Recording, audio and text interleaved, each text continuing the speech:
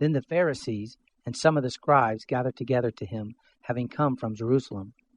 Now when they saw some of his disciples eating bread with defiled, that is, unwashed hands, they found fault.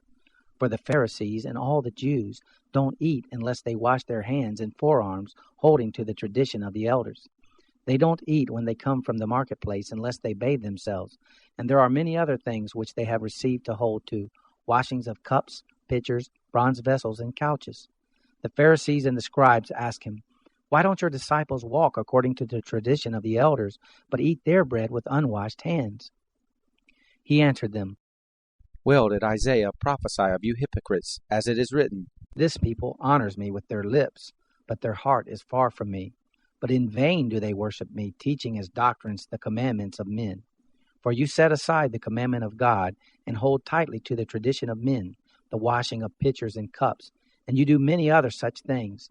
He said to them, "Full well do you reject the commandment of God, that you may keep your tradition. For Moses said, 'Honor your father and your mother,' and 'He who speaks evil of father or mother, let him be put to death.' But you say, if a man tells his father or his mother, 'Whatever profit you might have received from me is korban,' that is to say, given to God, then you no longer allow him to do anything for his father or mother, making void the word of God by your tradition, which you have handed down. You do many things like this." He called all the multitude to himself and said to them, "Hear me, all of you, and understand. There is nothing from outside of the man that going into him can defile him, but the things which proceed out of the man are those that defile the man. If anyone has ears to hear, let him hear." When he had entered into a house away from the multitude, his disciples asked him about the parable. He said to them, "Are you thus without understanding also? Don't you perceive that whatever goes into the man from outside can't defile him, because it doesn't go into his heart, but into his stomach, then into the latrine, thus making all foods clean?" He said, "That which proceeds out of the man, that defiles the man.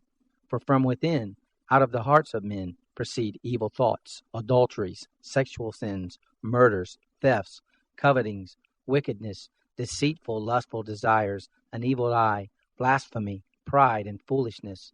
All these evil things come from within and defile the man."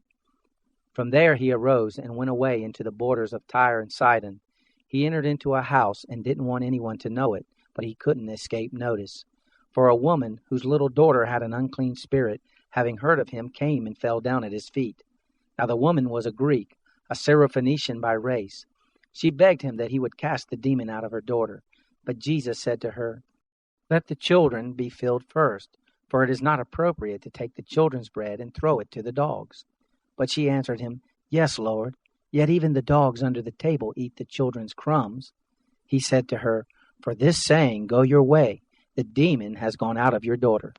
She went away to her house and found the child lying on the bed with the demon gone out. Again he departed from the borders of Tyre and Sidon, and came to the Sea of Galilee through the midst of the region of Decapolis. They brought to him one who was deaf and had an impediment in his speech. They begged him to lay his hand on him. He took him aside from the multitude privately, and put his fingers into his ears, and he spat and touched his tongue. Looking up to heaven, he sighed and said to him, "Ephphatha," that is, "be opened." Immediately his ears were opened, and the impediment of his tongue was loosed, and he spoke clearly. He commanded them that they should tell no one, but the more he commanded them, so much the more widely they proclaimed it. They were astonished beyond measure, saying, "He has done all things well. He makes even the deaf hear and the mute speak."